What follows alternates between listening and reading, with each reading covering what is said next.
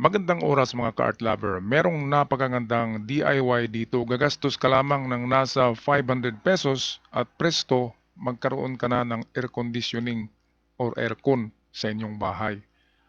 Well, eto, makakatulog ng mahimbing ang inyong mga kids.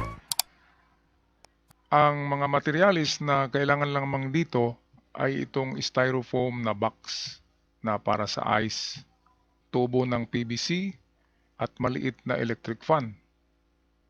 Kaya kahit Chinese electric fan ay pwede diyan.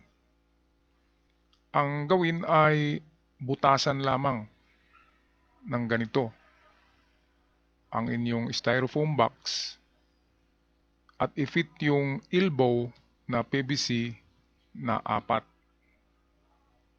I-fit sa butas. Ang purpose niyan ay exhaust yun ng malamig na hangin. At itong malaking butas dito, diyan i-fit, diyan ilagay yung electric fan facing down. Ayan. And then putulin mo yung mga PVC elbow mo. Diyan ilagay mo yung 4.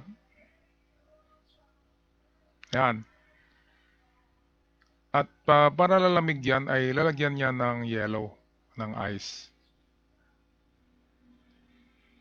Lagyan mo rin ng mga tape ang exhaust para malaman mo kung malakas ang hangin.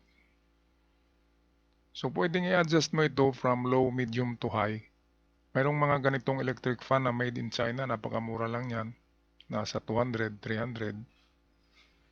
So ito, ang ilagay lang natin ay ice cube na gawa natin sa ating ref or sa ating freezer. At lagyan ng kunting tubig para ito'y matunaw at lalamig sa loob ng styrofoam box.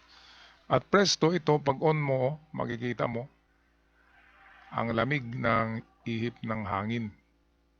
Kaya madaling makatulog ang mga kids natin. At eto na nga, presto, himbing na himbing ang tulog ng mga kids.